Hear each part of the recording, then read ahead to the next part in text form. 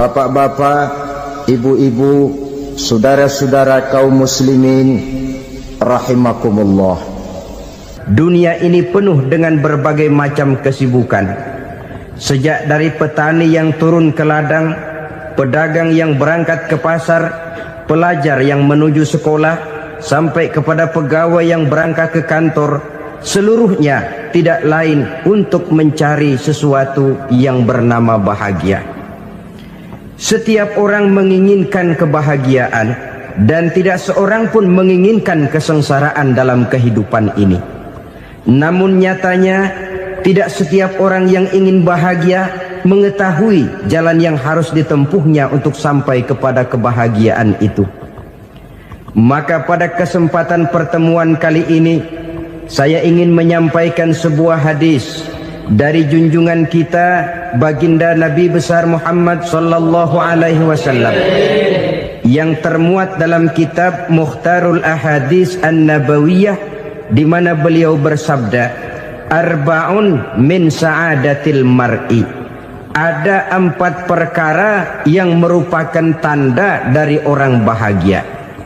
Saya mau tanya, di antara saudara-saudara yang hadir di sini, apa ada yang kepengen jadi orang sengsara?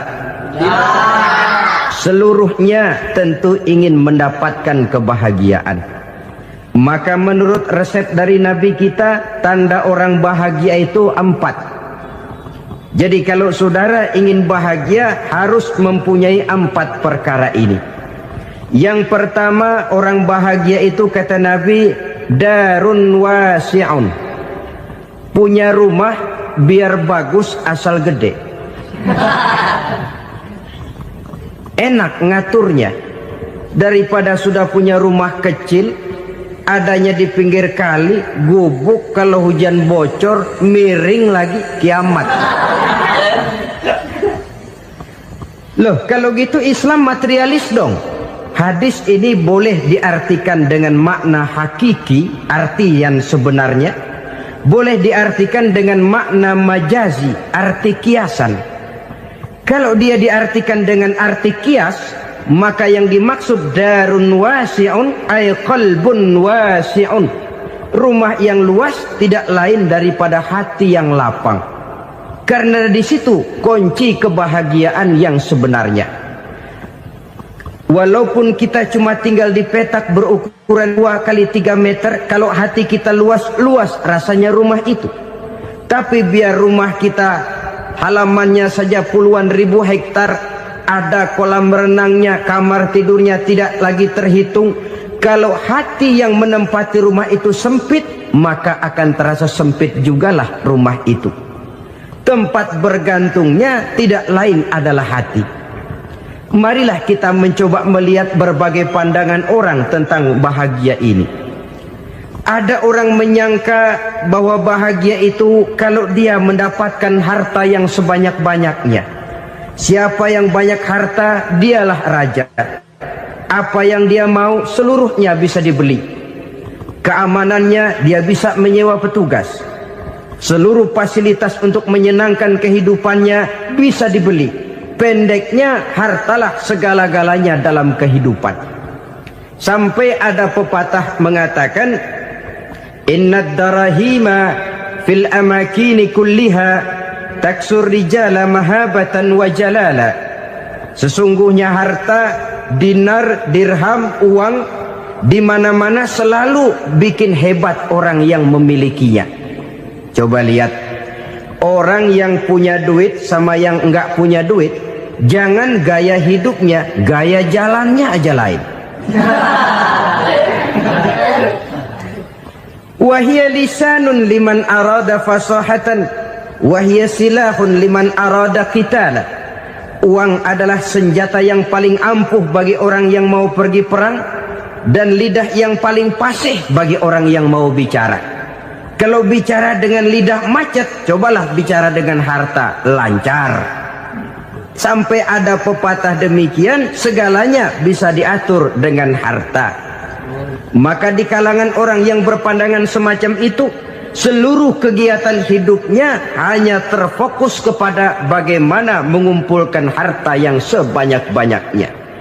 tidak peduli halal haram, tidak kenal sore pagi siang dan malam, tidak sempat sujud, jauh dari agama, jauh dari kehidupan yang bersifat ruhaniyah, jauh dari Allah dan sebagainya, sampai dalam Al-Quran dikelompokkan dalam kelompok yang dinamakan lumazah.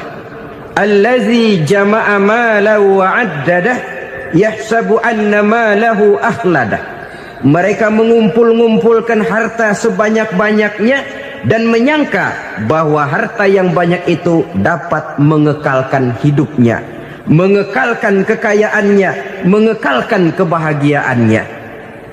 Saudara hadirin yang berbahagia, kalau pandangan hidup ini benar, artinya kalau harta memang merupakan satu-satunya hal yang dapat membuat orang bahagia, tentu di rumah mewah tidak akan pernah ada tangis derita.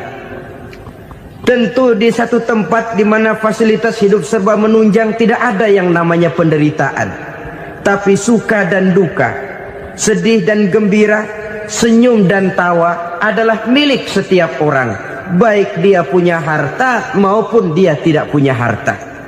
Nyatalah bahwa harta semata-mata bukan merupakan jaminan bahwa orang akan bahagia. Walaupun tanpa harta orang sulit untuk bahagia. Saya mau cerita, ada orang super kaya, namanya Aristotle Onassis, Raja Tanker Yunani. Dia punya kapal tanker saja konon sampai 11 banyaknya. Punya perusahaan penerbangan yang disebut Olympic Airlines. Punya hotel di berbagai kota besar di dunia ini, sejak dari New York, London, Paris, Rome dan sebagainya. Bahkan punya pulau yang dia namakan Pulau Scorpio. Ini kan namanya sudah kaya nggak tanggung-tanggung, punya pulau. Nah, dia punya 2 orang anak, yang satu laki-laki namanya Alexander, yang satu perempuan namanya Maria Onassis. Seluruh harapannya tertumpah kepada anak lakinya Alexander ini, yang akan meneruskan usahanya, meneruskan kekayaannya, meneruskan dinastinya. Apa yang terjadi? Ternyata anak yang dia harapkan yang bernama Alexander ini mati muda dalam kecelakaan pada waktu dia olahraga. Apa olahraganya? Namanya olahraga anak orang kaya, golongan jet set. Olahraganya olahraga pesawat terbang. Jatuh, ya nggak kapungut, habis mati. Tinggal satu anak perempuannya, Maria Onassis. Tapi anak perempuan ini juga malah urakan.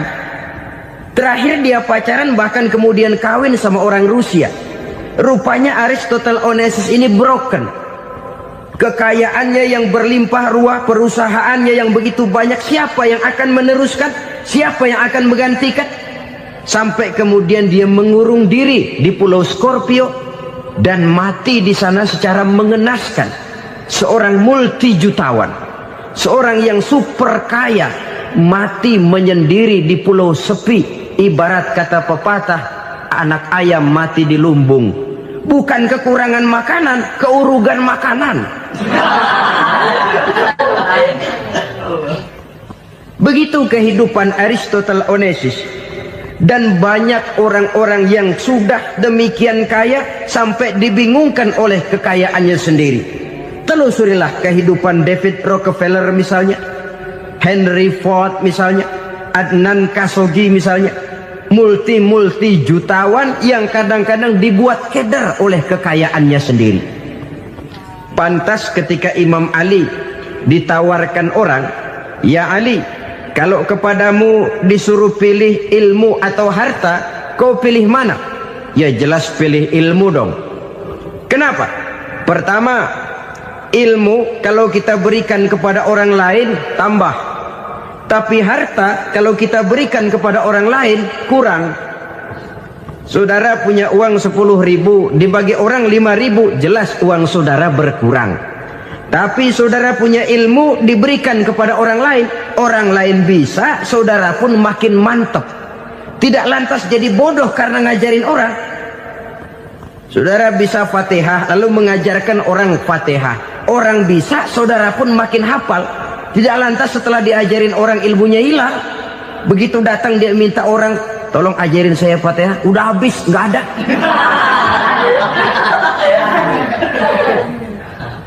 Yang kedua kata Imam Ali, ilmu menjaga kita. Kalau harta, kita yang harus jaga. Makin banyak ilmu, makin terpelihara diri seharusnya. Tetapi makin banyak harta, makin bingung kita jaganya. Sampai kadang-kadang kalau perlu seluruh keliling rumah dipasangi alarm. Belum cukup disewakan anjing besar-besar, pasang di depan pintu, awas anjing galak. Masih belum cukup juga, cari centeng tukang-tukang kepruk jaga rumah. Masih terasa belum aman, padahal rumahnya dikelilingi tembok besar. Di balik tembok ada pintu-pintunya tebal. Di balik pintu itu terbuka masuk kamar, kamar pun ada pintunya, pintunya pun kuat.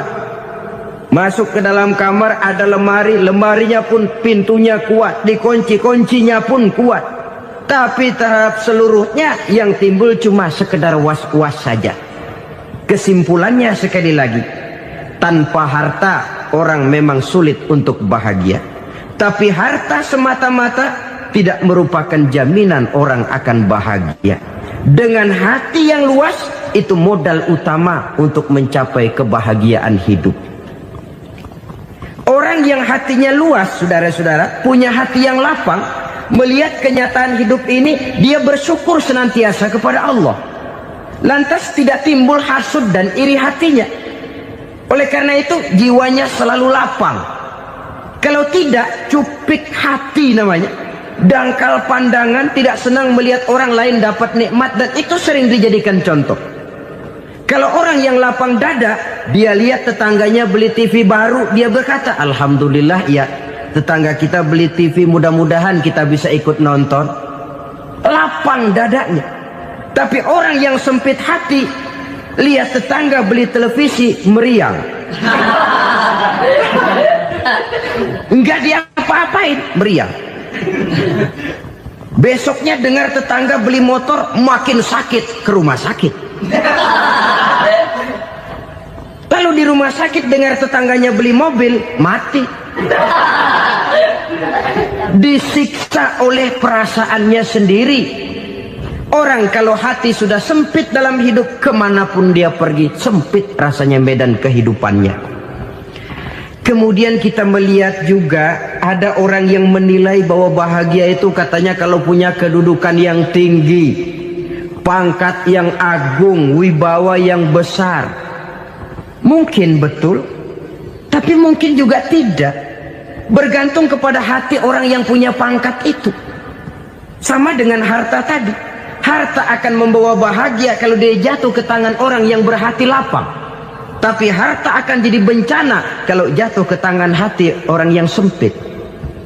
Pangkat akan membawa bahaya kalau jatuh di tangan hati orang yang sempit. Lebih dari itu, kenyataan mengajarkan kepada kita bahwa ternyata pangkat dan jabatan tidak selamanya memberikan kebahagiaan dalam kehidupan. Bahkan resikonya kelewat besar. Beberapa bukti kita bisa ambil dari para pemimpin dunia yang menjadi korban lantaran pangkat dan jabatan yang disandangnya. Saudara ingat Presiden Abraham Lincoln dan John Kennedy dari Amerika? Dibunuh orang. Park Chung-hee dari Korea Selatan, Ziaur Rahman dari Bangladesh, Anwar Sadat dari Mesir, terakhir Indira Gandhi dari India, menjadi korban dari pangkat dan jabatan yang disandangnya dari orang-orang yang tidak senang dia memegang jabatan itu. Dia akan mudah mengundang bencana. Sehingga pantas kalau seorang presiden terkemuka Amerika, Harry Truman namanya, dia mengatakan jabatan presiden itu, kata dia, seperti orang nunggang macan, naik macan. Harus kita taiki, kalau enggak dia bakal nerekam kita, ngeri katanya. Adapun orang yang hatinya lapang, Kalau dia menerima pangkat dan jabatan, dianggapnya itu satu kesempatan untuk berbuat baik. Tapi orang yang berhati sempit, menerima pangkat dan jabatan, bukan kadang-kadang menerima, malah berusaha setengah mati mencapai dengan segala cara. Kalau perlu jilat atas, jilat atas. Jadi golongan sumuhun dawu. Jadi kelompok kulon nuwun, yes sir, yang kerjanya cuma oke bos. Kalau perlu jilat atas, jilat atas. Kalau perlu injak yang bawah, injak yang bawah. Perlu sikut kiri kanan, sikut kiri kanan. Yang penting pangkat dapat, jabatan dapat.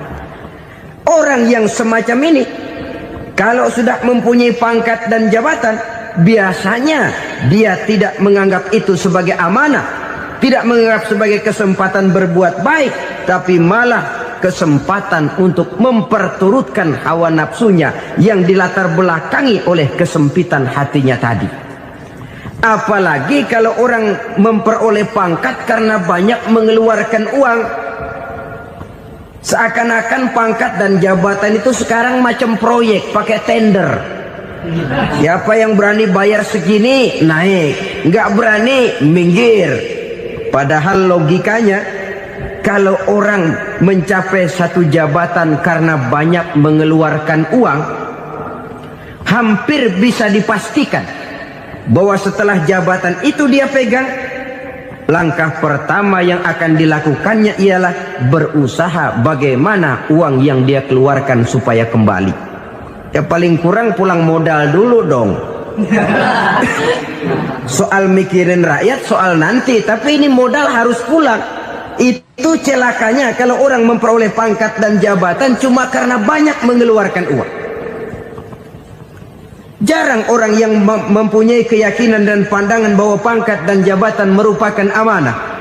Jadi sekali lagi, pangkat dan jabatan mungkin saja membawa kebahagiaan kalau jatuh ke tangan orang yang berhati lapang.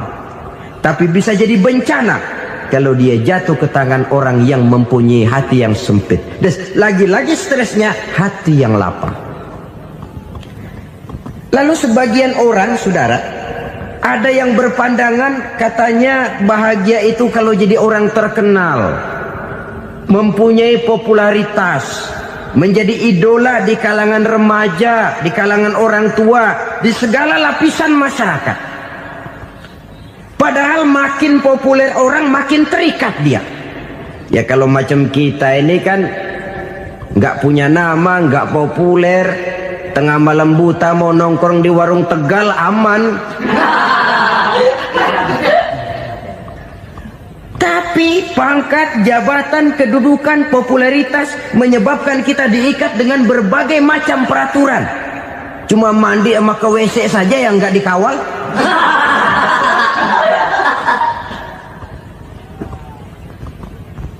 Benarkah popularitas, ketenaran membawa kebahagiaan? Mungkin. Ya, tapi mungkin juga tidak. Kenapa?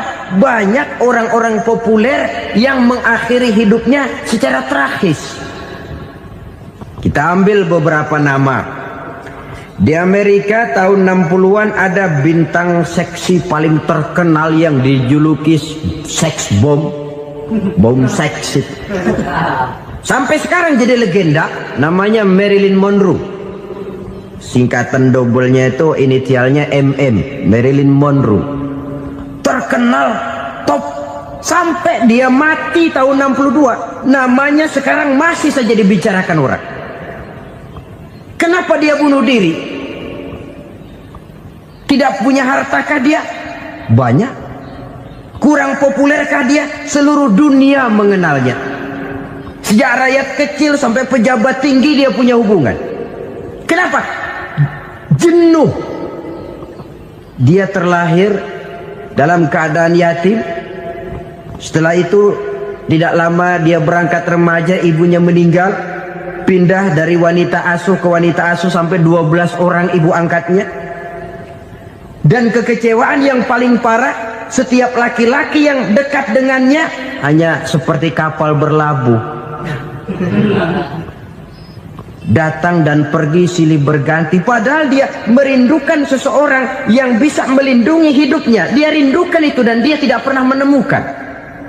Itu yang akhirnya menyebabkan dia minum pil tidur kelewat dosis, minum obat tidur kebanyakan, ya tidur terus sampai sekarang.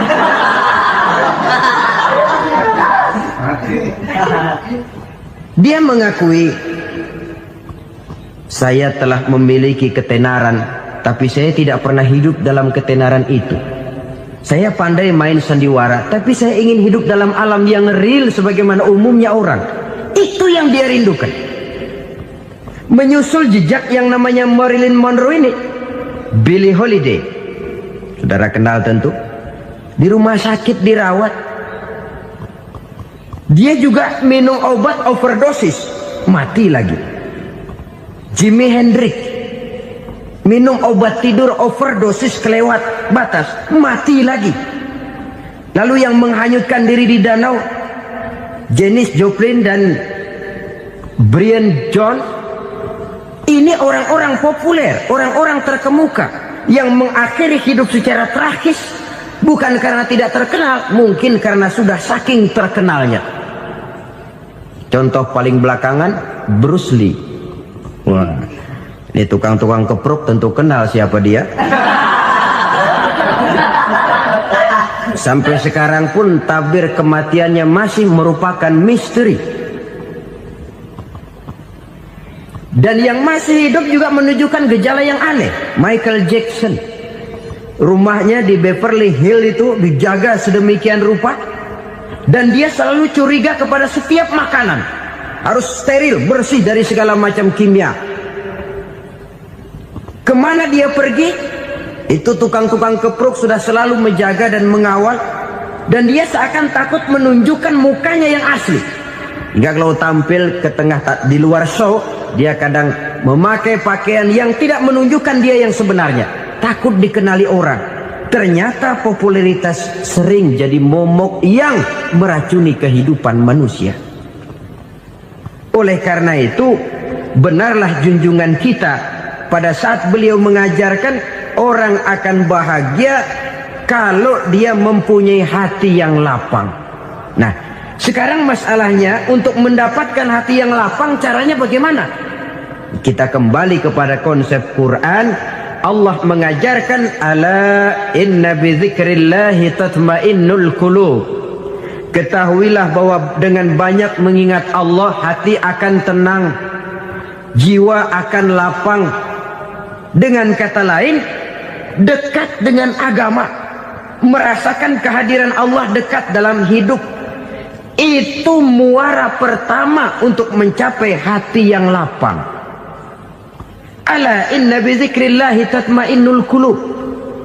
Jangan macam orang sekarang ingin mendapatkan ketenangan lalu tapak di puncak gunung, di gua-gua, di tempat sepi. Iyalah kalau nggak ada ular.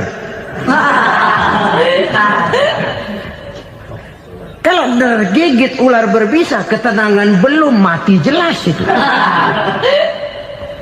Islam positif untuk mendapatkan ketenangan. Ala inna bizikrillahi tatmainnul qulubi.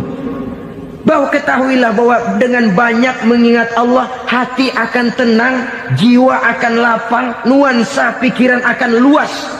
Karena yang namanya bahagia ada dimanapun manusia berada. Di kampung ada bahagia, di kota ada bahagia, di ngarai, di lembah, di gunung, di hutan, di lautan, di angkasa luar, dimanapun bahagia itu ada kalau kita bermodalkan hati yang lapang ini. Dan hati akan lapang kalau kita dekat dengan agama. Dekat dengan harta buat sementara hati mungkin tenang, tapi ketenangan yang relatif dan temporer. Apalagi orang tiap kali tambah harta, tiap kali tambah rencana. Itu wajar. Mungkin sebelumnya saudara berpikir, kalau punya duit 5.000 enak nih. Begitu punya duit 5.000, aduh sayang kalau 10.000 aja. Tiap kali tambah harta, tiap kali lain rencana. Makin banyak rencana, makin menjauhkan kita dari yang namanya ketenangan. Padahal ketenangan merupakan unsur utama untuk mencapai bahagia. dan ketenangan itu bermuara dalam hati manusia. Tengoklah kehidupan ini. Orang yang banyak harta dengan orang miskin, berbedakah rasa sakit yang mereka tanggungkan? Rasanya tidak. Walaupun si kaya tidur di kasur empuk berselimutkan sutra mahal, sementara si miskin meringkuk di balai bambu yang keras dan kasar. Apabila maut datang, dia juga tidak pernah pilih bulu. Maut datang menjemput si kaya di singgasana keemasannya, dikelilingi oleh para pengasuh, dayang dan idang serta para pengawal. Dan maut pun datang menjemput si miskin papa, sehingga ia tergelepar di tepian jalan. Kedua-duanya bernama mati. Kalau nyata bahwa sakit yang ditanggung si kaya tidak beda dengan sakit yang ditanggung si miskin, bukan harta semata yang membuat orang bahagia. Hati yang tenang, jiwa yang lapang penuh kedamaian karena banyak berzikir dan mengingat Allah, itu merupakan modal utama untuk mencapai sesuatu yang bernama bahagia.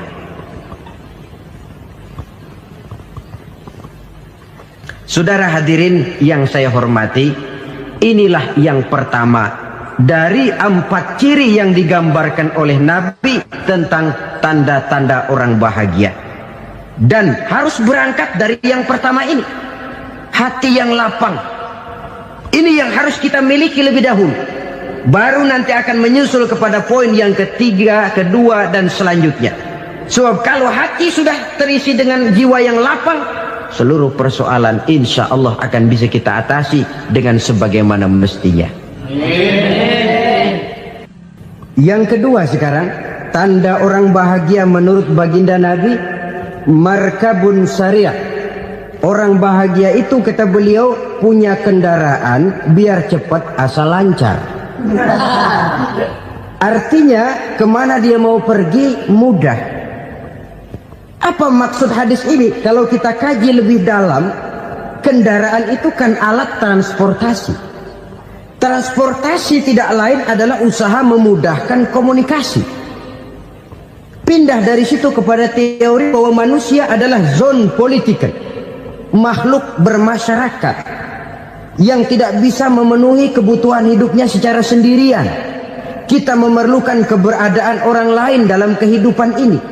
Untuk memakai baju saja kita sudah perlukan petani yang tanam kapas, pabrik yang memintal kapas jadi benang, pabrik yang menenun benang jadi kain, sampai kepada mesin jahit, sampai kepada tukang jahit. Itu cuma untuk memakai pakaian saja. Tidak seorang pun di antara kita yang sanggup memenuhi kebutuhan hidupnya secara sendiri. Kita perlu orang lain. Maka kebebasan dalam arti mutlak, kebebasan tanpa batas, itu tidak mungkin ada dalam kehidupan. Karena kita mengadakan yang disebut interaksi sosial. Setiap kegiatan kita tentu melibatkan orang lain. Menurut kita barangkali kita bebas jalan di jalan raya semaunya, tapi orang lain berkendaraan pun merasa bahwa ini ada juga jalan haknya. Dan begitu selanjutnya. Oleh karena itu, maksud dari kendaraan yang cepat ini adalah khulata'uhu ma'as solihin. Lingkungan pergaulannya terdiri dari orang-orang soleh. Pergaulannya luas. Kemana dia pergi ada temannya. Kesulitannya ada tempat dia cerita. Dan kesulitan kalau sudah diceritakan kepada orang lain, taruh kata orang itu tidak bisa menolong, namun menceritakannya kepada orang yang kita percayai, kan paling kurang sudah mengurangi beban jiwa, mengurangi tanggungan batin, merasa masih ada tempat kita cerita.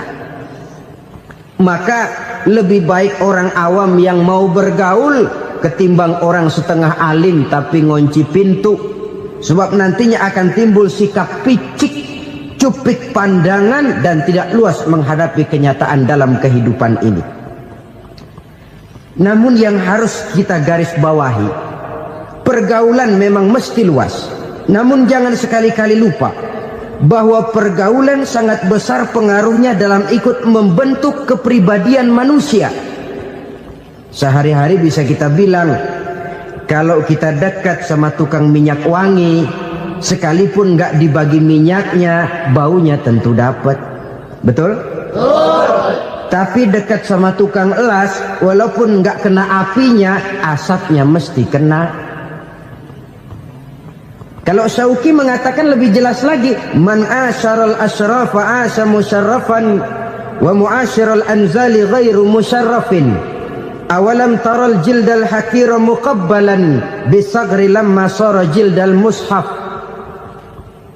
Siapa yang bergaul dengan orang mulia, dia bakal ikut menjadi mulia. Tapi siapa yang berteman dengan orang hina, dia tidak bakal ikut menjadi mulia. Tidakkah kau lihat, kata Syauqi, kulit kambing yang hina pun dicium orang ketika menjadi kantong Quran. Kulit kambing hina, kalau dia sendirian gak ada yang mau cium. Tapi begitu dia bergaul dengan Quran, menjadi kantong Quran, dipakein minyak wangi, ditaruh di tempat yang tinggi, mau diambil dicium dulu, dibawa dengan penuh hormat dan hati-hati. Kulit kambing yang hina lantaran berteman dengan Quran, numpang mujur. Tapi coba lihat kalau kulit kambing berteman dengan kayu, jadi beduk, habis. Zohor dikemplang, asar dipukul. Itu pun sedikit saja, cuma salah milih teman. Yang temannya Quran dihormati orang, yang temannya kayu lantaran jadi beduk, gelap-gelap subuh orang udah kemplangin.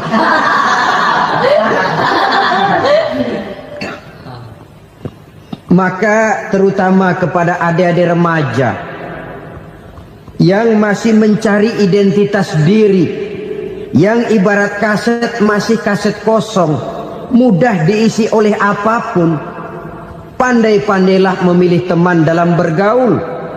Karena banyak orang yang tadinya baik-baik, ketika terseret dalam pergaulan dengan orang yang tidak baik, kebaikannya menjadi lentur dan luntur. Tapi berapa banyak bajingan-bajingan tengik, orang-orang yang berlumur noda dan dosa, tiap hari melakukan maksiat, namun bergaul dengan orang yang baik-baik, pada akhirnya sedikit demi sedikit beringsut dan berangsur dia terbiasa mengikuti kebaikan-kebaikan. Saya tekankan ini kepada remaja karena mereka masih mencari identitas diri. Apa yang mereka lihat mereka mau, apa yang mereka dengar mereka ingin tahu. Coba lihat kehidupan remaja. Pulang nonton film Rambo, pengen jadi Rambo, gagah, maunya melekai melulu. Pulang nonton film Superman, pengen bisa terbang. Pulang nonton India, nyanyi melulu. Wajar, mereka masih mencari identitas diri. Saya ini sebenarnya siapa? Lingkungan, pergaulan akan membentuk itu. Karena itu pandai-pandailah bergaul, karena ia sangat besar pengaruhnya dalam ikut membentuk kepribadian manusia. Apalagi sifat yang jelek lebih cepat menularnya ketimbang sifat yang baik. Sifat yang baik, watak yang soleh itu lambat sekali untuk menular. Tapi yang tidak baik, kan prosesnya mah kalau remaja biasanya mula-mula dengar. Karena dengar lalu pengen tahu. Karena pengen tahu lalu ngeliatin. Begitu ngeliatin kan pengen nyobain. Setelah nyobain ketagihan. Nah, ini prosesnya. Yang namanya ganja, morfin, narkotik, awalnya kan begitu. Mula-mula dengar, katanya kalau sudah fly to the sky, sudah melayang ke langit, katanya disitulah puncak kebahagiaan. Mulanya cuma dengar. Karena dengar pengen tahu. Karena pengen tahu lalu ngeliat, kumpul sama orang yang suka ngeganja. Setelah ngeliat, nah pengen ngerasain. Begitu ngerasain, enak juga, ketagihan. Kalau sudah ketagihan jadi penyakit kronis, bisa merembet kepada yang lain. Iya, kalau orang tuanya mampu untuk beli morfin, beli ganja. Kalau tidak kan pikirannya ngayap, jemuran siapa ya gue sahabat. Timbullah perbuatan-perbuatan negatif yang bermula dari salah pergaulan. Apalagi buat adik-adik remaja yang tinggal di kota-kota besar, yang pengaruh budaya, pengaruh kesenian, pengaruh struktur kehidupan yang nampak makin individualistis, di mana persaingan tajam, tensi ekonomi tinggi, orang mudah mengalami stres. Pandai-pandailah dalam bergaul, sekali lagi, karena ia sangat besar pengaruhnya dalam ikut membentuk kepribadian manusia. Orang bahagia punya kendaraan yang cepat, artinya punya pergaulan yang luas, dan lingkungan pergaulannya terdiri dari orang-orang yang soleh. Kemana dia pergi, ada teman. Kesulitannya, ada tempat dia cerita. Tapi kalau sudah menyendiri, hidup sendiri, kesulitan dipikiri sendiri, bisa mati belum waktunya. Tidak ada tempat berbagi rasa, tidak ada tempat bercerita, tidak ada tempat mengurangi beban dalam kehidupan. Pantas betul kalau Islam sangat menggalakkan dan menganjurkan orang kalau sudah sampai waktunya itu untuk melangsungkan nikah. Kata Nabi, ya ma'syarus syabab man istata'a minkumul ba'at falyatazawwaj. Hai para pemuda, kalau sudah mampu memberi nafkah, kawinlah, nikahlah kamu. Kenapa? Sudah ada teman hidup, tempat berbagi rasa. Kesulitan kalau ada tempat cerita akan lebih ringan ketimbang kita telan sendiri, walaupun bobot kesulitannya sama beratnya. Saudara-saudara kaum muslimin rahimakumullah, inilah ciri yang kedua, punya kendaraan biar cepat asal lancar. Kemana kita mau pergi gampang. Dengan kata lain, setelah hati yang luas, pergaulan yang luas. Dua. Yang ketiga sekarang, tanda orang bahagia itu menurut Nabi, misbahun mudhi'un, punya lampu yang terang. Oh, itu enggak problem. Sekarang sudah zamannya listrik masuk desa, Pak. Lampu sudah terang semua. Betul, kalau itu yang dimaksud. Tapi tidak cuma itu. Karena lampu yang dimaksud di sini, lampu yang akan menerangi seluruh perjalanan hidup. Dan perjalanan hidup itu sudah dimulai sejak kita terlahir ke alam ini, sampai masuk ke alam barzah, kumpul di padang mahsyar, sampai ke akhirat. Lampu yang menerangi itu yang diperlukan. Kalau lampu, katakanlah yang paling top sekarang kan lampu jenis Mercury. Taruhlah itu di rumah kita, dia cuma menerangi rumah kita, menerangi hati pun tidak sanggup. Bila kita masuk ke alam barzah, alam kubur, sanggupkah si Mercury yang begitu terang menerangi alam barzah kita? Tidak sanggup lagi. Sanggupkah lampu yang ratusan watt, bahkan puluhan ribu watt menerangi kehidupan di padang mahsyar? Tidak akan sanggup lagi. Kalau demikian, yang dimaksud lampu yang terang di sini apa? Tidak lain amal soleh, kebajikan yang kita lakukan dalam hidup. Itu yang akan jadi lampu penerang. Di dunia nama kita akan terang, jasad kita boleh hancur terkubur tanah, tapi nama kita akan dikenang orang. Begitulah kalau orang meninggalkan kebajikan dalam hidup seperti sekarang. Ribuan orang tiap saat berziarah ke kubur Imam Syafi'i, ke kubur Imam Malik, ke kubur Imam Ghazali, ke kubur orang yang baik-baik, orang yang soleh-soleh. Kebajikannya yang ditinggalkan, yang mengukir namanya dengan tinta emas. Sehingga saudara sudah terbaring di alam kubur, orang lewat, Allah, ini kuburannya Fulan bin Fulan, dulu ini kebaikannya Masya Allah, saya ikut merasakan. Mari kita mampir sebentar, kita Fatihah. Mohon disampaikan Allah pahalanya kepada almarhum. Al-Fatihah. Itu kalau orang baik-baik. Lalu saudara tanya, Pak, orang mati dikirimin Fatihah apa nyampe pahalanya? Saya jawab, kalau saudara nggak percaya, mati dulu dah. Nanti saya Fatihain, tungguin di sana. Umpama nggak sampai, balik lagi kemari. Sekarang ini kan maunya otak-otakan saja. Kalau nggak masuk otak, nggak percaya. Padahal alam gaib itu nggak bisa diotak-otakin. Sama saja dengan saudara pernah dengar cerita kapal tanpa emas tenggelam kan? Pernah nggak? Di mana? Ya, di laut Masalembo. Begitu ke tanpa emas tenggelam, ratusan penumpang itu terjun ke laut, dipermainkan gelombang, berjuang menghadapi maut itu. Orang lagi timbul tenggelam di lautan, dihantam ombak, kita tengokin pakai helikopter. Pak, lagi timbul tenggelam ya? Iya, tolongin. Jangan khawatir Pak, nih saya kirim intan Pak, harganya 10 juta. Kira-kira orang yang timbul tenggelam di laut seneng nggak? Tidak. Kan mahal toh intan 10 juta. Kenapa dia nggak senang? Karena intan 10 juta dalam kondisi seperti itu tidak sanggup menyelamatkan dia. Dia akan girang kalau dikirimin ban mobil bekas, dikirimin papan terentang atau bambu. Intan yang 10 juta dia nggak girang, ban mobil bekas yang 1000 perak tuh pegang, itu yang dia girang betul. Inilah sebabnya Nabi berkata, mal mayyitu fi qabrihi illa kal ghariqil mutaghawwis. Orang yang meninggal di alam kuburnya seperti orang timbul tenggelam di lautan. Yantaziru da'watan min ahli, menunggu doa dari keluarganya yang masih hidup. Duh, bapak saya sudah meninggal, saya sayang benar sama dia. Kirimin kulkas ke kuburannya Itu sama saja dengan tadi orang tenggelam di lautan dikirimi intan yang harganya 10 juta, tidak sampai.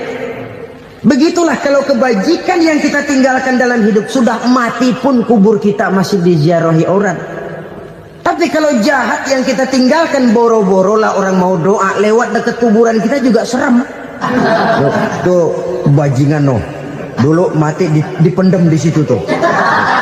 Jangan lewat situ, ntar kesurupan, jangan. Lewat saja orang ngeri. Konon lagi membacakan Fatihah dan mengirimkan doa. Hidup pada hakikatnya adalah kesempatan untuk berbuat baik. Maka sekali kesempatan itu diberikan, manfaatkan dengan sebaiknya. Sebab kesempatan kedua tidak akan pernah ada. Kesempatan berbuat baik di sini, di akhirat sudah pembalasan namanya. Sekali kesempatan itu dicabut, dia tidak akan pernah dikembalikan lagi. Kata Iqbal, hidup tidak mundur ke belakang, Bung. Berhenti diinjak orang, mundur hancur. Tidak ada kata mundur dalam hidup ini. Berhenti diinjak orang, mundur kecebur. Tidak ada kata lain, harus maju dalam kehidupan dalam artian yang positif. Hidup adalah kesempatan untuk mengumpulkan kebajikan yang sebanyak-banyaknya. Di situ nilai daripada manusia. Sekarang ini memang nggak kelihatan kok, orang yang banyak pahala sama yang banyak dosa nggak kelihatan kok. Barangkali kalau habis bikin dosa palanya pada benjol, mungkin orang takut sama dosa. Tapi sekarang sama saja, orang yang banyak dosa dengan yang nggak banyak dosa jalan bareng dari belakang, sama, nggak kelihatan beda. Tapi ada waktunya di mana pahala memegang peranan, di mana dosa diperlihatkan. Sama saja kalau kita bawa mobil siang, lampu kan nggak begitu berfungsi. Apa lalu bilang, alah ini lampu berat-beratin, copot-copotin aja dah. Tidak perlu begitu. Kenapa? Pada suatu saat malam senja akan datang. Bila matahari terbenam, senja pun datang, gelap mulai merayap, disitulah baru terasa perlunya lampu. Pahala begitu. Sekarang orang yang nggak ada pahalanya nggak kelihatan dalam kehidupan. Tapi pada suatu saat senja kehidupan akan datang.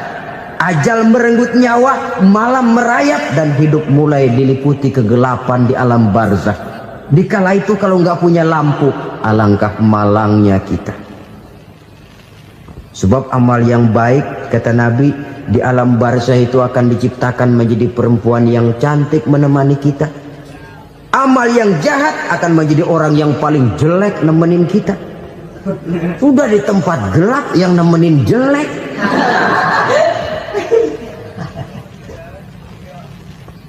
Kaum muslimin rahimakumullah.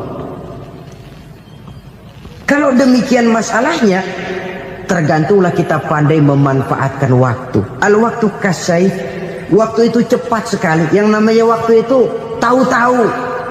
Tahu-tahu udah tahun 87. Tahu-tahu udah begitu. Tahu-tahu yang kemarin anak-anak, sekarang udah pada punya anak. Tahu-tahu saja itu. Begitu cepat waktu berlalu. Kalau tidaklah pandai kita memanfaatkannya, akan rugi kita. Nabi bersabda, "Man kana yaumuhu khairun min amsihi fahuwa rabih." Barang siapa yang hari ini lebih baik daripada hari kemarin, itu orang untung. Hari ini lebih baik daripada kemarin. Bulan ini lebih baik dari bulan kemarin. Tahun ini lebih baik dari tahun kemarin. Itu orang yang beruntung. Tahun kemarin sembahyangnya maghrib doang, sekarang udah tambah isya. Tahun kemarin cuman Idul Fitri aja ngancem bener, sekarang udah tambah Jumat, lalu tambah lagi maghrib, tambah lagi isya, dan selanjutnya. Hari ini lebih baik daripada kemarin, itu orang yang beruntung. Wa man kana yaumuhu mislu amsihi fahuwa khasir. Lalu barang siapa yang hari ini sama saja dengan hari kemarin, itu orang rugi. Hari ini sama dengan kemarin, rugi itu. Bulan ini begitu, bulan kemarin begitu, tahun ini begitu, tahun lalu juga begitu. Rugi itu orang. Rugi apa? Rugi umur. Umur tambah, amalan gak pernah tambah. Dan saya pikir lebih merupakan azab ketimbang nikmat kalau orang dikasih panjang umur cuma untuk numpuk dosa. Mending mana? Panjang umur banyak dosa sama pendek umur dikit dosa. Mending mana? Mending mana?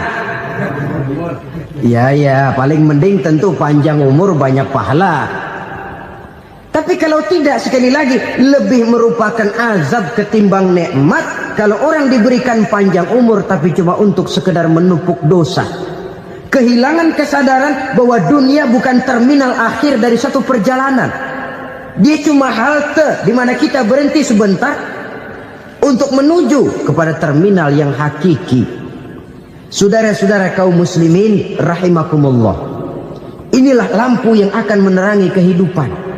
Amal yang kita lakukan di dalam kehidupan. Jadi yang dimaksud dengan lampu yang terang, kebajikan yang kita kerjakan dalam hidup. Nah, setiap orang di awal tadi saya bilang ingin bahagia. Bahagia itu kan hakikatnya kumpulan senang dan selamat. Senang, selamat. Apa bedanya? Senang tapi tidak selamat, nggak bahagia. Selamat tapi nggak senang, nggak bahagia orang. Contoh, kalau orang korupsi, duitnya banyak, senang dia, tapi keselamatannya. Ada tentara baris di samping rumahnya udah bingung, padahal tentara latihan. Tentara cuma latihan, dia bingung. Senang, tapi karena keselamatannya tidak terjamin, dia tidak bahagia. Sebaliknya pegawai negeri jujur benar, cuma segaji-gajinya, selamat nggak korupsi, tapi melarat, ya nggak bahagia juga, kurang senang. Kesenangan dan keselamatan untuk dunia saja, ya sekali lagi, kalau cuma sekedar untuk dunia saja, bisa dibeli pakai uang. Bisa dibeli pakai uang. Saudara ingin selamat, bisa dibeli pakai uang. Saudara ingin senang, bisa dibeli dengan uang. Tapi setelah mati, masuk ke alam barzah, habis kekuasaan uang. Nggak bisa lagi beli keselamatan pakai uang. Tidak mungkin lagi membeli kesenangan dengan uang. Di situ pahala yang megang peranan.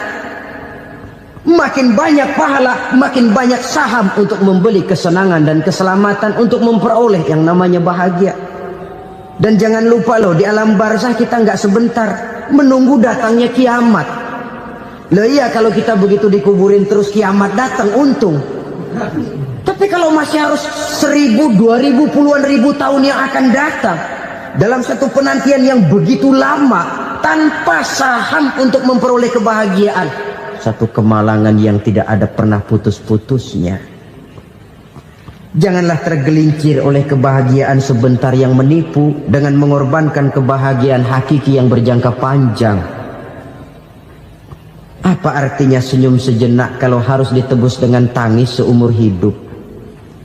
Biarlah kita minum jamu, pahit memang, getir memang, tapi kan besok badan sehat.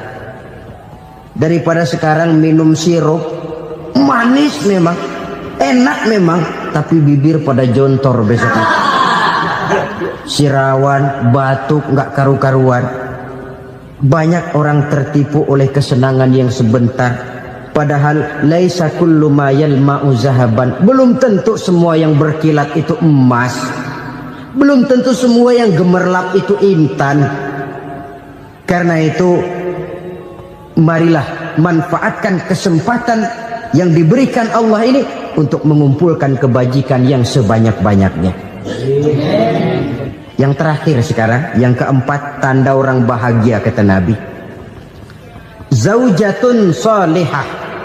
Orang bahagia itu tanda yang keempat kata Nabi, punya istri biar cakep asal taat. Sudah surga itu sudah. Cakep taat. Istri kayak gitu, kalau belum mati jangan dikuburin dulu. Sudah cakep taat lagi. Tapi kadang-kadang enggak, udah jelek ngadat melulu. Apa yang mau dipilih? Sebab itu Quran mengatakan istri pakaian untuk suami, suami pakaian untuk istri. Kenapa suami istri diibaratkan pakaian? Alangkah tingginya gaya bahasa Quran ini.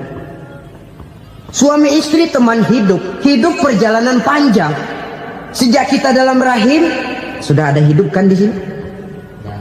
Sampai ke alam dunia, masuk ke alam barzah, kumpul di padang mahsyar, sampai menuju akhirat, itu perjalanan hidup.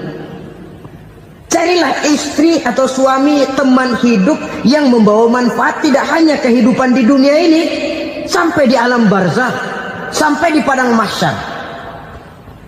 Suaminya mungkin meninggal lebih dulu, atau istrinya mungkin meninggal lebih dulu, tapi suami atau istri yang masih hidup berbuat kebajikan.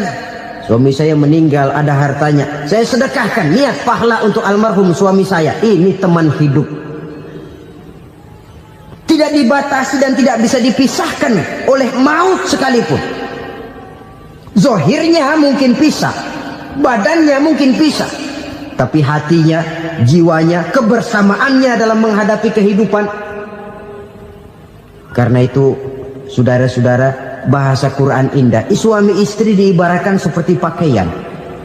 Apa fungsi pakaian? Pertama, pakaian jadi kebanggaan. Artinya suami harus menjadi kebanggaan istri, istri harus jadi kebanggaan suami. Yang kedua, pakaian itu kan fungsinya menutup aurat. Artinya sesama suami istri harus saling menjaga kekurangan masing-masing. Jangan malah sesama suami istri saling membongkar rahasia dan aibnya sendiri-sendiri. Istrinya diceritain jeleknya di mana-mana, atau suaminya dibongkar rahasianya di pasar umum. Itu sudah tidak lagi berfungsi sebagai pakaian. Kenapa semua ini diperlukan? Karena kita menyadari bangsa yang baik terdiri dari masyarakat yang baik. Masyarakat yang baik merupakan susunan dari warga yang baik. Warga yang baik adalah terdiri dari rumah tangga yang baik. Dan rumah tangga yang baik merupakan susunan dari pribadi yang baik. Dari situ langkah dimulai. Membangun satu bangsa yang baik diawali dengan membangun rumah tangga yang baik, dengan menciptakan pribadi-pribadi yang baik. Sehingga dari sini diharapkan berkembanglah nilai-nilai kebaikan. Orang akan bahagia mempunyai istri yang soleh. Kenapa? Tidak ada seorang suami bisa sukses jadi apapun dia, apapun profesinya. Dokterkah, kiaikah, mubalikah, petanikah, pengusahakah, pejabat tinggikah, tidak ada seorang suami yang bisa sukses tanpa peran serta istrinya. Walaupun memang peranan itu tidak begitu kelihatan, tapi sangat menentukan. Karena itu, saudara hadirin yang saya hormati, Islam sangat menghargai kaum wanita, memberikan kedudukan yang tinggi sepanjang tidak mematikan kodrat kewanitaannya. Nah, kalau sudah kesuksesan ini diawali dari rumah tangga, karier di masyarakat mudah untuk dikejar. Tapi keberantakan di rumah tangga merupakan kegagalan pertama di tempat lain.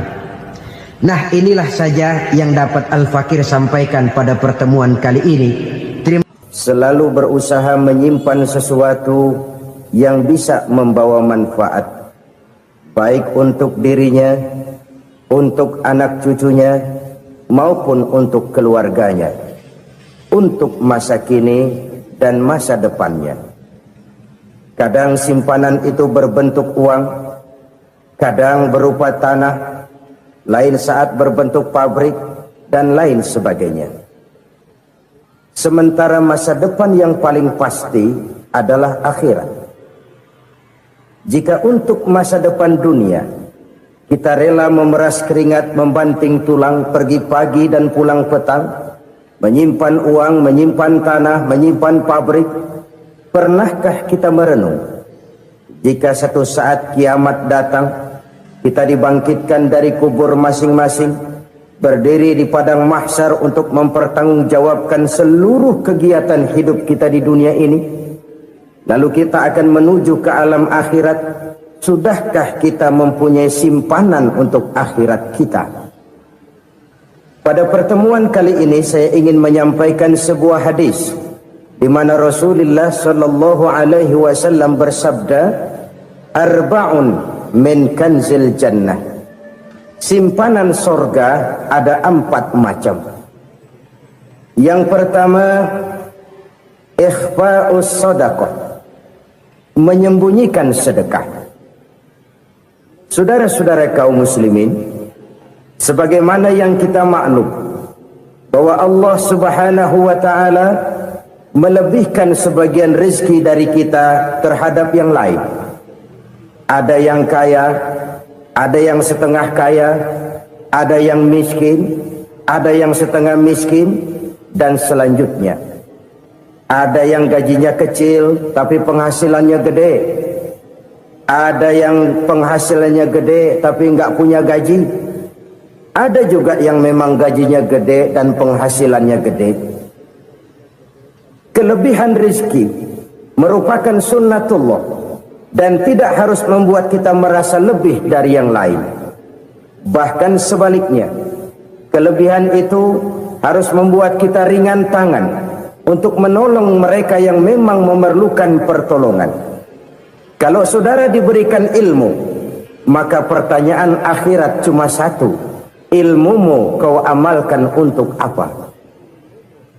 Kalau saudara diberikan umur yang panjang, pengadilan akhirat juga bertanya satu: umurmu kau habiskan di mana?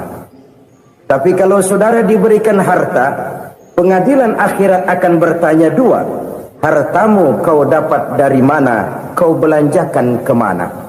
Dari mananya ditanya, dan kemananya juga ditanya. Oleh karena kita akan dimintakan pertanggungan jawab, maka amanah yang bernama harta ini harus kita gunakan dengan sebaik-baiknya. Ada penggunaan yang merupakan kewajiban, itu zakat namanya. Ada penggunaan yang sewaktu-waktu, itu infak namanya. Ada yang lebih sewaktu-waktu lagi, dan itu sedekah namanya. Zakat dia terikat oleh haul dan nisab, oleh putaran batas waktu dan ukuran dari harta itu sendiri. Sedangkan infak terikat oleh situasi dan kondisi perekonomian seseorang. Sedangkan sedekah tidak terikat dengan apapun. Dalam kondisi seperti apapun kita bisa melakukan sedekah dengan yang terkecil sekalipun. Sampai-sampai Rasulullah sallallahu alaihi wasallam mengajarkan, la tahkiranna minal ma'rufi syai'an walau an talqa akhaka biwajhin talik. Atau ada hadis, tabassumuka fi wajhi akhika laka shadaqah. Senyumanmu kepada temanmu adalah sedekah. Jadi untuk melakukan sedekah tidak harus dalam berbentuk uang. Dengan ilmu kita bisa sedekah, dengan tenaga kita bisa bersedekah, dengan pikiran kita bisa bersedekah, bahkan senyum kepada teman itu pun sedekah. Jadi kalau sedekah dengan uang memang belum punya uang, nyengir aja banyakin. Itu asal pada tempatnya, jangan lalu ketemu tiang listrik cengengesan. Tentu tidak pada tempatnya dan tidak wajar. Nah, sedekah yang paling dicintai Allah adalah sedekah yang disembunyikan. Artinya, jauh dari sifat riya. Kan kadang-kadang ada orang sedekah itu disebutkan namanya, apa tidak bagus? Kalau memang niatnya ikhlas, ya bagus-bagus saja. Untuk memberikan sugesti kepada yang lain. Si Fulan bin Fulan nyumbang sekian, diumumkan. Boleh kalau niatnya untuk memberikan rangsangan kepada yang lain supaya dia menyumbang lebih besar dari orang tadi. Tapi kalau itu mendatangkan riya, maka sedekah yang paling dicintai Allah adalah sedekah yang disembunyikan. Tangan kiri saja tidak tahu apa yang diberikan oleh tangan kanan. Sedekah yang dilakukan dengan ikhlas akan merupakan perbendaharaan surga, tersembunyi dari pandangan orang lain, tidak seorang pun tahu. Karena memang sikap yang baik adalah melupakan kebaikan dan mengingat kesalahan. Itu salah satu ciri orang bahagia. Orang yang selalu mengingat kesalahannya dan berusaha melupakan segala kebaikannya. Kalau dia akan ada kebaikan, dia tidak bisa ikut, dia merasa rugi karena dia merasa belum pernah berbuat baik. Tapi kalau akan melakukan kesalahan baru, dia ingat kesalahan yang sudah-sudah, sehingga terhalang baginya untuk melakukan satu kesalahan baru. Demikianlah saudara-saudara, bahwa Allah melebihkan rizki sebagian kita dari yang lain, agar terjadi tolong-menolong dalam kehidupan ini. Jadi kesenjangan yang nature, kesenjangan yang alami, itu sunnatullah. Ada yang kaya, ada yang miskin, ada yang kelas menengah. Nah, kenapa lalu sekarang kita berusaha mengentaskan kemiskinan? Oleh karena adanya kesenjangan struktural. Kalau yang kaya bisa semakin kaya, kenapa yang miskin tidak bisa naik jadi ikut sedikit kaya? Sebab pada dasarnya Islam adalah agama yang sejak turunnya sudah berupaya memerangi kemiskinan. Bahkan dikatakan kemiskinan itu mendekatkan kepada kekufuran. Orang kalau miskin udah dekat banget sama kafir. Gampang menjadi kafir. Berapa banyak saudara-saudara kita yang oleh karena soal perut, oleh karena soal materi, terpaksa meninggalkan dan menanggalkan akidahnya. Menjual petunjuk yang diberikan Allah dengan kesenangan dunia yang cuma sebentar ini. Na'udzubillah, summa na'udzubillah. Jadi makin kita sembunyikan satu sedekah, semakin banyak perbendaharaan kita di surga. Sedekah yang paling dicintai Allah adalah sedekah yang disembunyikan. Malahan ada seorang sufi, dia punya kebiasaan kalau pergi sholat Jumat dia bawa uang, itu uang dia taruh di bawah tikar masjid. Dia niat sedekah kepada siapa saja yang nemuin itu duit. Maksudnya apa? Supaya yang nemuin nggak tahu siapa yang punya duit. Demikian dia saking ingin menyembunyikan sedekahnya. Karena sifat riya itu bisa memakan amal kita sendiri. Riya itu termasuk menyebut-nyebut kebaikan kita. Orang yang suka nepuk dada, sedikit-sedikit ngitungnya kalau nggak gua. Tuh kalau nggak gua tuh. Tuh yang belas itu kalau nggak gua, kalau nggak gua. Iya kalau nggak lu kenapa emang? Orang yang suka menepuk jasa. Tuh, biasanya memang begitu saudara-saudara. Kalau perang lagi berkecamuk, orang nggak sempat ngaku jadi pahlawan. Tapi begitu perang selesai, yang kagak kenal bedil ngaku pahlawan, mas. Itu sesuatu yang biasa. Oleh karenanya, orang-orang yang ikhlas dalam bersedekah, disembunyikannya sedekah itu, Allah cinta betul. Malahan ada hadis memberikan jaminan, inna sedaqatal mar'il muslimi tazidu fil umri wa tadfa'u mitatas su'i. Sesungguhnya sedekahnya seorang mukmin tazidu fil umri, bisa menambah umur panjang. Wa tadfa'u mitatas su'i, dan menyelamatkan manusia dari mati secara su'ul khatimah. Jadi siapa yang kepengen panjang umur, banyaklah sedekah. Yang bosan hidup, pelit terus.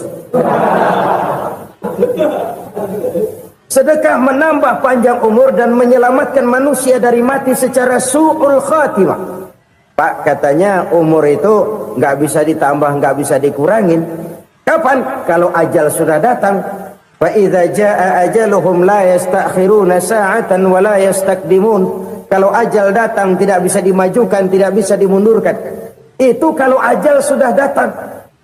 Tidak bisa lagi umur ditambah dikurangi, sudah datang. Tapi kalau belum datang, itu kan haknya Allah. Mau ditambah, mau dikurangi, hak prerogatif Allah. Sebagai pencipta manusia, Allah Maha Kuasa dan Maha Mampu. Sedekah ini menambah panjang umur dan menyelamatkan manusia dari mati secara su'ul khatimah. Itu orang mati kan sama ya, kondisinya mati, nggak nafas. Tapi hakikat mati kan lain-lain. Ada yang mati itu husnul khatimah, baik akhirnya. Misalnya lagi ngaji mati, lagi sholat mati, lagi sedekah mati. Ini yang dinamakan dengan husnul khatimah, baik di akhirnya. Sebaliknya ada yang su'ul khatimah, jelek di akhirnya. Ini yang jadi catatan akhir. Lagi nyekek botol, mampus. Lagi banting kartu, modar. Su'ul khatimah, jelek pada akhirnya. Sedekah menyelamatkan manusia dari mati secara su'ul khatimah. Dan kita semua kepengen mendapat husnul khatimah, jauh dari su'ul khatimah. Oleh sebab itu yang bisa menyelamatkan kita dari penyakit itu antara lain adalah sedekah yang disembunyikan, yang dikerjakan dengan ikhlas karena Allah. Tidak karena kepengen dipuji orang, tidak karena ingin dikatakan orang pemurah, sebab orang dermawan itu orang yang memberi tanpa harus diminta. Kalau masih harus diminta, ya belum dermawan namanya, masih harus diminta. Kalau nggak diminta ya tulus, lolos, polos. Saudara-saudara kaum muslimin rahimakumullah. Harta adalah amanat dan akan kita pertanggungjawabkan. Allah melebihkan rizki sebagian kita dari yang lain agar kita saling tolong menolong, bantu membantu. Nabi janjikan siapa yang meringankan beban saudaranya muslim di dunia, Allah akan meringankan bebannya di akhirat nanti. Sebuah jaminan dari baginda Nabi. Si orang yang kita bantu barangkali tidak bisa membalas, Allah yang akan membalas lewat jalan lain yang tidak pernah kita sangka-sangka. Ada orang tanya, Pak, ini ada orang nyumbang masjid sambil marah-marah, bagaimana? Saya bilang sumbangannya aja ambil, marahnya jangan. Marahnya jangan diambil, itu urusan dia. Saudara-saudara kaum muslimin rahimakumullah. Umat Islam ini kan umat yang punya potensi besar. Kadang kita merenung, kenapa kadang-kadang pembangunan masjid kok lambat sekali? Kalau hotel hari ini peletakan pertama, bulan depan peresmian. Supermarket hari ini peletakan batu pertama, minggu depan peresmian. Tapi kalau sudah yang namanya masjid, kadang-kadang peletakan batu pertama sekaligus jadi batu terakhir. 3 tahun, 4 tahun, campur nebar jalak di jalanan, duit dijaring kayak ikan sepat. Apa tidak ada orang Islam yang kaya? Banyak. Apa tidak ada pengusaha muslim yang jadi konglomerat? Ada. Lalu yang belum banyak itu yang komit terhadap nilai-nilai agamanya. Akhirnya kita jatuh jadi umat yang lemah. Belum ada pengusaha konglomerat muslim buka pabrik super mie cap beduk misalnya umpamanya atau pabrik kecap cap sorban supaya identitas keislamannya sedikit kelihatan. Kita jatuh jadi umat yang lemah karena potensi tidak terinventarisir dengan baik. Kita ini ibarat kompor yang cuma matengin nasi orang lain. Potensi kita dimanfaatkan oleh orang lain. Ukhuwah Islamiyah kita baru terbatas kepada silaturahmi.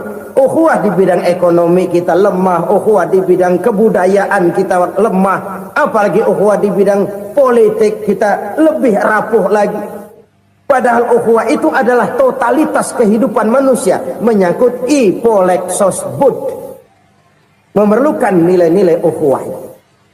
Jadi oleh karena itu mari kita menyadari di dalam harta kita, walaupun kita yang cari, pergi pagi, pulang sore, peras keringat, banting tulang, di sana ada harta anak yatim. Di sana ada hak masjid. di sana ada hak pesantren, di sana ada hak jihad. Berbahagialah seseorang apabila dia oleh Allah dijadikan keran. Keran itu menyimpan air, tapi tidak untuk dirinya, tapi disalurkannya kepada mereka yang memang memerlukannya. Saudara-saudara kaum muslimin rahimakumullah, ini yang pertama. Jadi perbendaharaan surga adalah menyembunyikan sedekah. Orang lain nggak tahu, kita pun nggak pernah ngitung-ngitung. Kita anggap lewat begitu saja, padahal itu deposit akhirat. Satu. Yang kedua, perbendaharaan surga itu apa? Wa kitmanul musibah, menyembunyikan kesulitan. Kadang orang takut menghadapi kesulitan, tapi makin kita merenung, hidup ini kan sebenarnya urusan. Takut sama urusan, ya jangan hidup. Tandanya orang hidup itu kalau punya urusan. Urusan merupakan problem. Problem sering menimbulkan kesulitan. Kesulitan bukan untuk ditakuti, tapi untuk diatasi dan dicarikan jalan keluarnya. Siapa sih orangnya yang nggak pernah sulit-sulit? Makin tinggi status sosialnya, makin gede urusannya. Makin tinggi kualitas imannya, makin berat tingkat kesulitannya. Cuma memang yang namanya enak itu seperti pelangi. Biang lala itu nggak pernah di atas kepala kita, di atas kepala orang melulu. Lo sih enak lo, kata kita. Dia juga bilang yang enak kan lo. Pelangi itu nggak pernah di atas kepala kita. Kata tukang beca, aduh enak ya naik Mercy.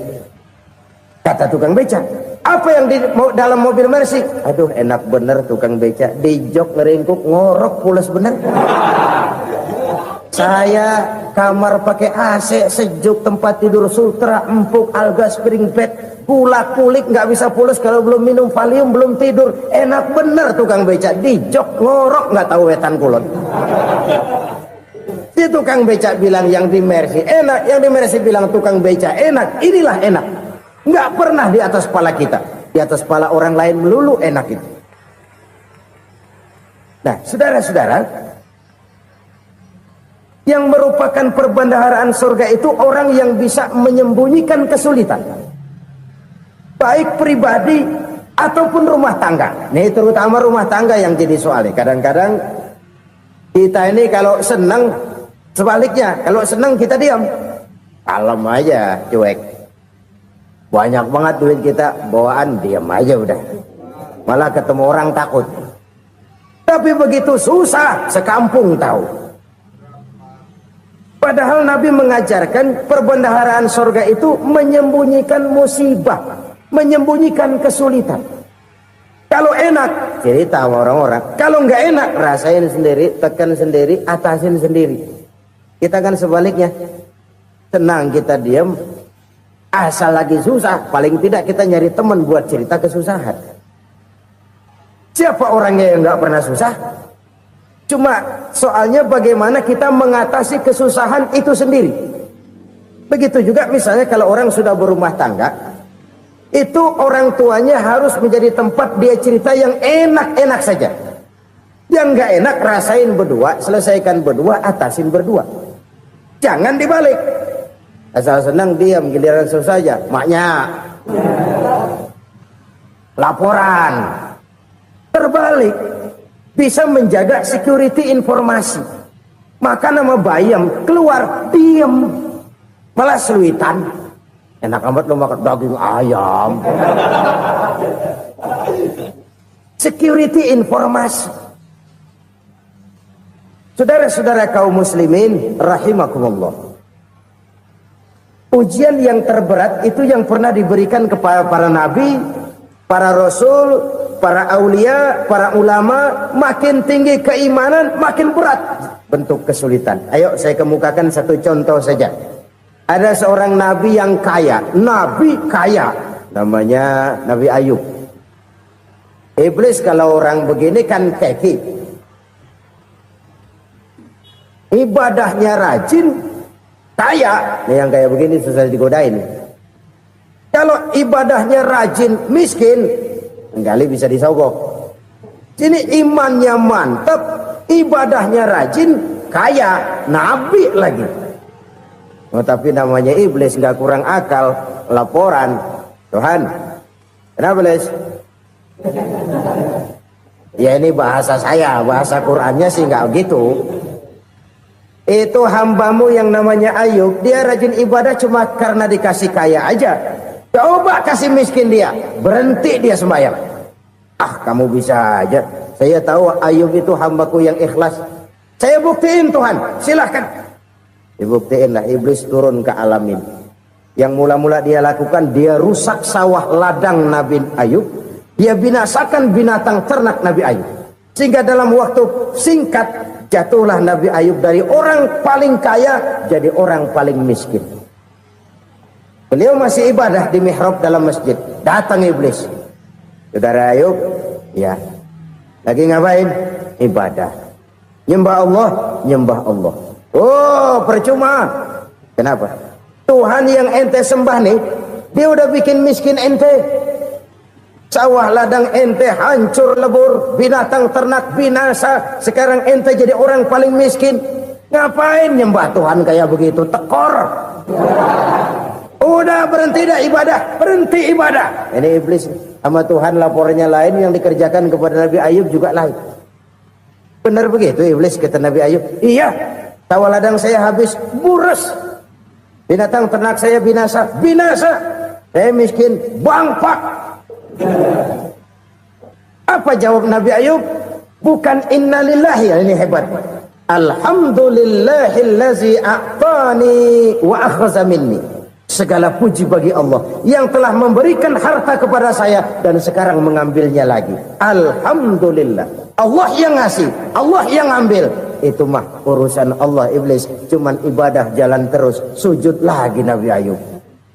Iblis seleher gondok banget. Dasar Nabi nggak mempan dia apa-apain. Miskin malah alhamdulillah. Allah yang ngasih, Allah yang ambil. Jadi kalau kita tidak komit, kita tidak terikat kepada kaya, miskin, senang, susah, apa yang bisa bikin kita susah? Jadikan kekayaan, kemiskinan, jadikan senang, susah sebagai anak buah yang bisa kita atur. Jangan kekayaan ngatur kita, jangan kemiskinan ngatur kita. Kita yang harus mengatur mereka. Senang, susah, kaya, miskin, bahagia, sengsara, jadikan itu anak buah yang bisa kita atur. Kalau sekarang kita kaya, lain saat boleh jadi kita miskin, semiskin-miskinnya. Allah yang ngasih, Allah yang ambil. Tenaga mana yang bisa menghalangi? Ibadah jalan terus. Iblis makin gondok. Dasar Nabi loh. Akhirnya apa? Nabi Ayub dikerjain, diberikan penyakit. Demikian fatal penyakitnya. Bayangin, udah miskin sakit. Masya Allah. Miskin sakit. Sakitnya nggak lama, kira-kira 16 tahun. Istrinya 3, 2 mental minta ceraiin. Ngerawatin laki bengek begini. Senang belum tentu, susah udah pasti nih. Cerai aja, cerai dah. Cerai. Tinggal satu Siti Rahmah yang setia menemani beliau. Sesetia-setianya hati perempuan. Satu saat Siti Rahmah bilang, "Bang, iya, abang kan Nabi bang. Lalu namanya Nabi kan doanya jarang meleset bang. Maksud kamu minta kenapa sih sama Tuhan biar abang sembuh baik dah bang?" Siti Rahmah, iya. Saya sakit berapa tahun sih dah? 16 tahun bang. Sebelum ini saya sehat berapa tahun? Ya kira-kira 60 tahun bang. Nah coba ente banding-bandingin Rahmah. Saya dikasih sehat 60 tahun. Dikasih sakit 16 tahun. Sudah nggak sabar mau doa kepada Allah minta sembuh. Saya malu kepada Allah. Diuji dengan yang luar biasa seperti ini, tidak mengganggu stabilitas kehambaannya. Dia tetap menghamba kepada Allah Subhanahu wa ta'ala. Saudara-saudara kaum muslimin rahimakumullah. Kunci menghadapi kesulitan itu apa? Allah jelaskan dalam satu ayat, wa basyiris sabirin alladzina iza asabathum musibah qalu inna lillahi wa inna ilaihi raji'un. Gembirakan orang-orang yang sabar Siapa mereka itu? Yang apabila mendapat musibah mereka kembali kepada keyakinan dasar. Segalanya dari Allah dan segalanya akan kembali kepada Allah. Ini konsepsi dasar dari sikap muslim dalam menghadapi berbagai kesulitan. Segalanya dari Allah, segalanya akan kembali kepada Allah. Kalau ini sudah kondisi dasarnya, maka kita akan lapang menghadapi kenyataan bagaimanapun pahitnya. Apakah itu namanya miskin, apakah itu namanya sakit, bahkan maut sekalipun. Maut sekalipun. Segalanya dari Allah, segalanya akan kembali kepada Allah. Ini sikap hidup, bukan sekedar ucapan. Kita kadang-kadang menjadikannya sebagai ucapan. Mulutnya sehingga berhenti, innalillahi wa inna ilaihi rajiun, tapi nangisnya terus gerung-gerungan. Bukan itu, ini kesadaran moral. Kalau segalanya dari Allah, segalanya kembali kepada Allah, kan sebenarnya cuma nunggu giliran. Hari ini saya nyembayangin dia, entah hari apa saya disembayangin orang. Hari ini saya antar dia ke kubur, entah hari apa orang nganterin saya ke kubur. Hari ini saya tahlilkan dia, entah nanti kapan orang tahlilkan saya. Segalanya dari Allah, segalanya akan kembali juga kepada Allah. Oleh sebab itu saudara-saudara, kesulitan bukan untuk ditakuti. Kesulitan justru untuk diatasi, dicarikan jalan keluarnya. Dan tidak ada orang yang tidak pernah mendapat kesulitan. Tidak ada. Semakin tinggi status sosial, semakin tinggi kualitas keimanan, semakin besar juga tingkat kesulitan. Hanya saja bagaimana cara kita mengatasinya. Dan Al-Quran menyatakan, inna ma'al usri yusra. Di balik kesulitan itu pasti ada kemudahan. Roda itu berputar. Karena itu Rasulullah sallallahu alaihi wasallam mengingatkan kepada kita, ta'arraf ila Allah fir raha ya'rifka fis syiddah. Ingatlah kepada Allah di waktu kamu senang, supaya Allah ingat kepada kamu di waktu kamu susah. Kalau waktu senang kita ingat kepada Allah, kita susah, Allah tidak akan meninggalkan kita. Tapi kalau waktu senang kita jauh dari Allah, sujud tidak sempat, dengan masjid jauh, ketika senang kita lupakan Allah. Nanti begitu kita susah, Allah lupakan kita. Dan itu menyakitkan. Oleh karena itu orang-orang tua kita dulu bilang, kalau lagi sehat ingat-ingat lu bakal sakit nanti. Kalau lagi kaya ingat-ingat satu saat kita bakal jatuh miskin. Bahkan kalau lagi muda ingat-ingat kita bakal tua. Dan yang terpenting, kalau lagi hidup ingat-ingat kita bakal mati. Saudara-saudara kaum muslimin rahimakumullah. Jadi yang kedua yang merupakan perbendaharaan surga, menyembunyikan musibah. Saudara-saudara kaum muslimin rahimakumullah. Hal ketiga yang merupakan perbendaharaan surga adalah wasilatur rahmi. Orang yang suka bersilaturahmi.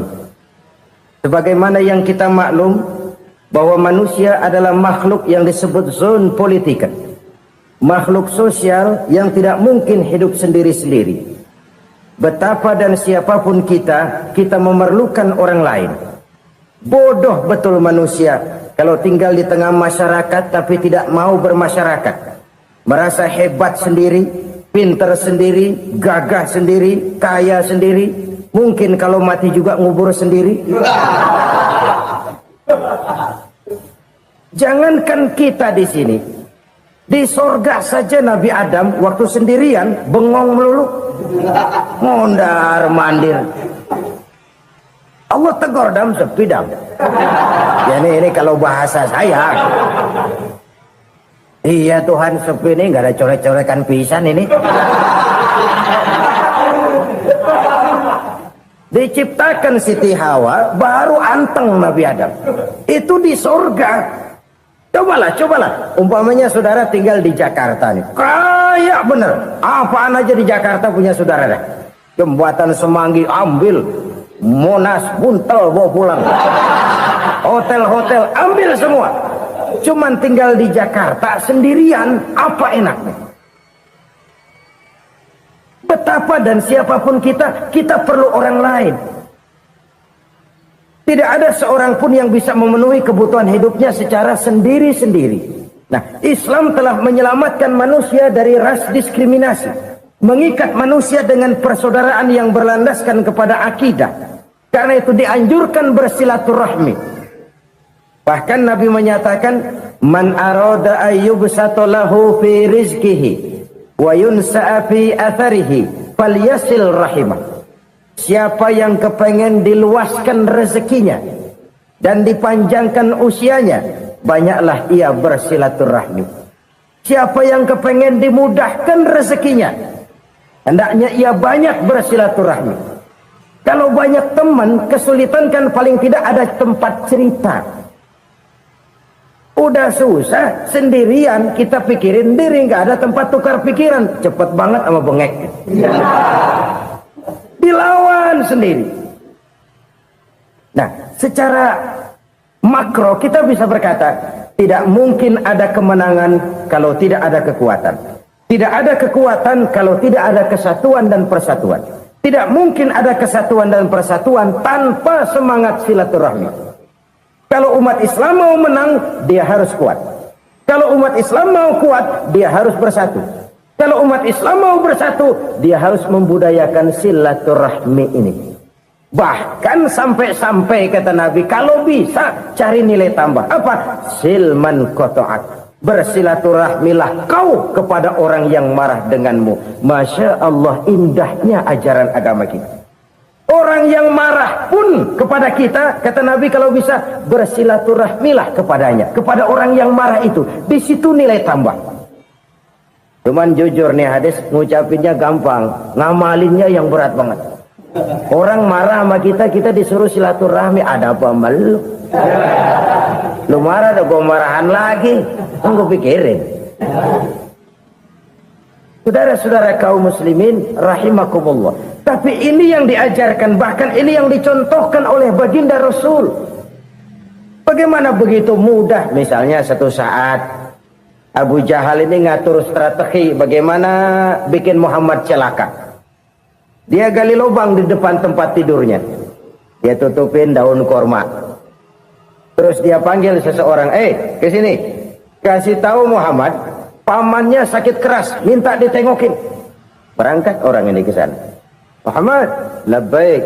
Pamanmu sakit keras, dia minta ditengokin. Baik, saya akan datang menjenguk beliau. Berangkatlah Nabi ke rumah Abu Jahal tanpa prasangka apapun. Abu Jahal udah pasang setil, selimut 3 rangkap setengah dipakai, persis kayak orang meriang. Tapi sembari ngintip dari balik selimut, begitu Muhammad buka pintu, nah masuk perangkap nih. Muhammad jalan menuju tempat pembaringan. Makin lama makin dekat, makin lama makin dekat, makin dekat ke lubang yang dipasang oleh Abu Jahal itu. Dalam hati Abu Jahal, terus dah jatuh, mampus dah lo ini. Mampus lo hari ini nih. Apa yang terjadi? Malaikat Jibril datang. Muhammad, pamanmu cuma pura-pura sakit. Di depan tempat tidurnya ada lubang perangkap supaya kamu jatuh ke situ. Sudah, kamu pulang. Balik kanan Nabi. Sudah hampir jatuh ke lubang, balik kanan, pulang. Bayangin kecewanya Abu Jahal. Muhammad dikit lagi, Muhammad dikit lagi. Enggak paman, saya pulang aja. Emosi bangun dari tempat tidur, enggak sadar kalau lagi pura-pura sakit. Lompat ngejar Nabi, dia lupa dengan lubang yang dia gali. Usrak, nyemplung sendiri ke dalam lubang.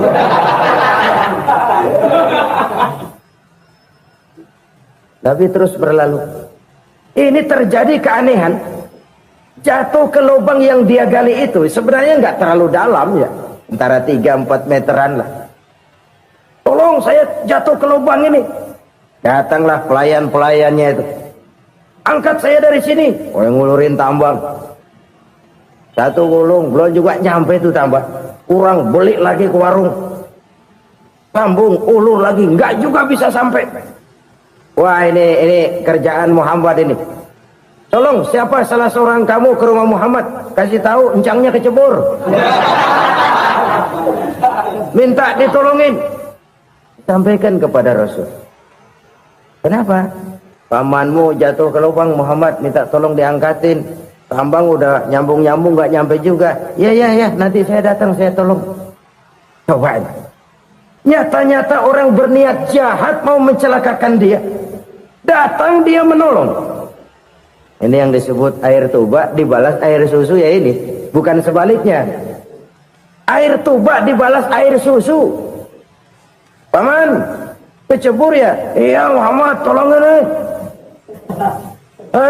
Pegang tangan saya. Nabi ulurkan tangannya, nyampe. Dipegang oleh Abu Jahal, diangkat ke atas. Sampai atas, apa kata Abu Jahal? Sihirmu memang hebat Muhammad. Udah ditolongin dikata sihir. Yang enak kita kemplang kan itu orang begitu. Urusan apa? Tapi inilah akhlak. Kalau bisa kamu bersilaturahmilah dengan orang yang marah kepadamu sekalipun. Orang marah kita tetap baik. So, kalau kita berbuat baik sama orang yang memang baik, rasanya sih biasa-biasa aja. Orang baik kita baik lagi, ya draw aja, belum ada nilai tambah di situ. Baru ada nilai tambah kalau kita bisa berbuat baik kepada orang yang nyakitin kita. Itu namanya kita setingkat di atas dia. Dia sakitin kita, kita berbuat baik sama dia. Dia pelit sama kita, kita baik sama dia. Dia marahin kita, kita deketin dia. Di situ kita punya nilai tambah. Jadi siapa yang ingin diluaskan rezekinya kata Nabi dan dipanjangkan umurnya, hendaklah ia banyak-banyak bersilaturahmi. Sederhana sebenarnya silaturahmi. Orang yang suka bersilaturahmi, sebagaimana yang kita maklum bahwa manusia adalah makhluk yang disebut zon politika, makhluk sosial yang tidak mungkin hidup sendiri-sendiri. Betapa dan siapapun kita memerlukan orang lain. Bodoh betul manusia kalau tinggal di tengah masyarakat tapi tidak mau bermasyarakat. Merasa hebat sendiri, pintar sendiri, gagah sendiri, kaya sendiri. Mungkin kalau mati juga ngubur sendiri. Jangankan kita di sini, di sorga saja Nabi Adam waktu sendirian bengong melulu, mondar mandir. Allah tegur dam sepidam. Ya ini kalau bahasa saya. Iya Tuhan, sepi ini nggak ada coret-corekan pisan ini. Diciptakan Siti Hawa baru anteng Nabi Adam. Itu di sorga. Cobalah. Umpamanya saudara tinggal di Jakarta nih. Kayak bener. Apaan aja di Jakarta punya saudara dah. Jembatan Semanggi ambil. Monas, Buntel bawa pulang. Hotel-hotel ambil semua. Cuman tinggal di Jakarta sendirian, apa enaknya? Betapa dan siapapun kita perlu orang lain. Tidak ada seorang pun yang bisa memenuhi kebutuhan hidupnya secara sendiri-sendiri. Nah, Islam telah menyelamatkan manusia dari ras diskriminasi, mengikat manusia dengan persaudaraan yang berlandaskan kepada akidah. Karena itu dianjurkan bersilaturahmi.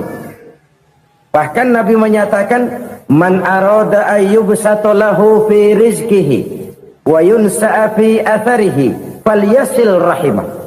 Siapa yang kepengen diluaskan rezekinya dan dipanjangkan usianya, banyaklah ia bersilaturahmi. Siapa yang kepengen dimudahkan rezekinya, hendaknya ia banyak bersilaturahmi. Kalau banyak teman, kesulitan kan paling tidak ada tempat cerita. Udah susah, sendirian kita pikirin diri, nggak ada tempat tukar pikiran. Cepet banget sama bengek. Dilawan sendiri. Nah, secara makro kita bisa berkata, tidak mungkin ada kemenangan kalau tidak ada kekuatan. Tidak ada kekuatan kalau tidak ada kesatuan dan persatuan. Tidak mungkin ada kesatuan dan persatuan tanpa semangat silaturahmi. Kalau umat Islam mau menang, dia harus kuat. Kalau umat Islam mau kuat, dia harus bersatu. Kalau umat Islam mau bersatu, dia harus membudayakan silaturahmi ini. Bahkan sampai-sampai kata Nabi, kalau bisa cari nilai tambah. Apa? Silman qata'ak. Bersilaturahmilah kau kepada orang yang marah denganmu. Masya Allah, indahnya ajaran agama kita. Orang yang marah pun kepada kita, kata Nabi, kalau bisa bersilaturahmilah kepadanya, kepada orang yang marah itu. Di situ nilai tambah. Cuman jujur nih hadis, ngucapinnya gampang, ngamalinnya yang berat banget. Orang marah sama kita, kita disuruh silaturahmi, ada apa malu? Lu marah, ada gua marahan lagi. Kan gua pikirin. Saudara-saudara kaum muslimin rahimakumullah. Tapi ini yang diajarkan, bahkan ini yang dicontohkan oleh baginda Rasul. Bagaimana begitu mudah, misalnya satu saat Abu Jahal ini ngatur strategi bagaimana bikin Muhammad celaka. Dia gali lubang di depan tempat tidurnya. Dia tutupin daun korma. Terus dia panggil seseorang, ke sini. Kasih tahu Muhammad, pamannya sakit keras, minta ditengokin. Berangkat orang ini ke sana. Muhammad, labbaik. Pamanmu sakit keras, dia minta ditengokin. Baik, saya akan datang menjenguk beliau. Berangkatlah Nabi ke rumah Abu Jahal tanpa prasangka apapun.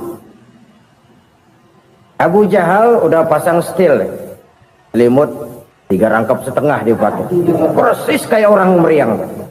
Tapi sembari ngintip dari balik selimut, begitu Muhammad buka pintu, nah masuk perangkap nih. Muhammad jalan menuju tempat pembaringan. Makin lama makin dekat, makin lama makin dekat, makin dekat ke lubang yang dipasang oleh Abu Jahal itu. Dalam hati Abu Jahal, terus dah jatuh, mampus dah lu ini. Mampus lu hari ini nih. Apa yang terjadi? Malaikat Jibril datang. Muhammad, pamanmu cuma pura-pura sakit. Di depan tempat tidurnya ada lubang perangkap supaya kamu jatuh ke situ. Sudah, kamu pulang. Balik kanan Nabi. Sudah hampir jatuh ke lubang, balik kanan, pulang. Bayangin kecewanya Abu Jahal. Muhammad dikit lagi, Muhammad dikit lagi. Enggak paman, saya pulang aja. Emosi bangun dari tempat tidur, enggak sadar kalau lagi pura-pura sakit. Lompat ngejar Nabi, dia lupa dengan lubang yang dia gali. Usrah, nyemplung sendiri ke dalam lubang.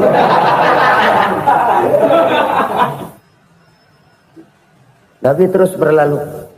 Ini terjadi keanehan. Jatuh ke lubang yang dia gali itu sebenarnya nggak terlalu dalam ya, antara 3-4 meteran lah.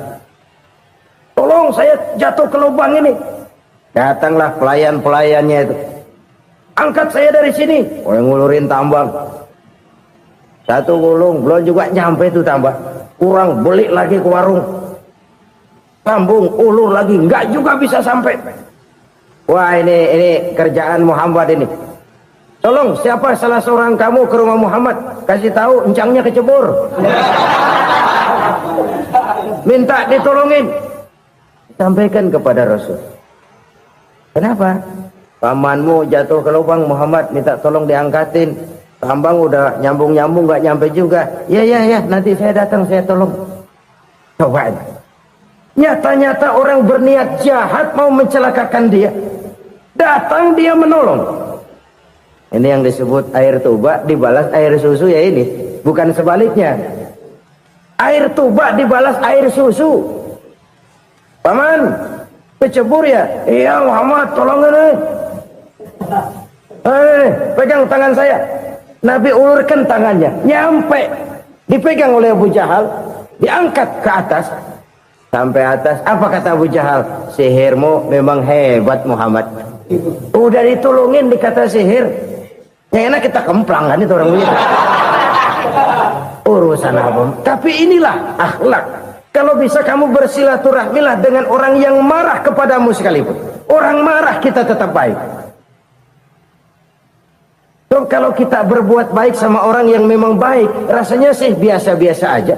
Orang baik kita baik lagi, ya draw aja, belum ada nilai tambah di situ. Baru ada nilai tambah kalau kita bisa berbuat baik kepada orang yang nyakitin kita. Itu namanya kita setingkat di atas dia. Dia sakitin kita, kita berbuat baik sama dia. Dia pelit sama kita, kita baik sama dia. Dia marahin kita, kita deketin dia. Di situ kita punya nilai tambah. Jadi siapa yang ingin diluaskan rezekinya kata Nabi dan dipanjangkan umurnya, hendaklah ia banyak-banyak bersilaturahmi. Sederhana sebenarnya silaturahmi.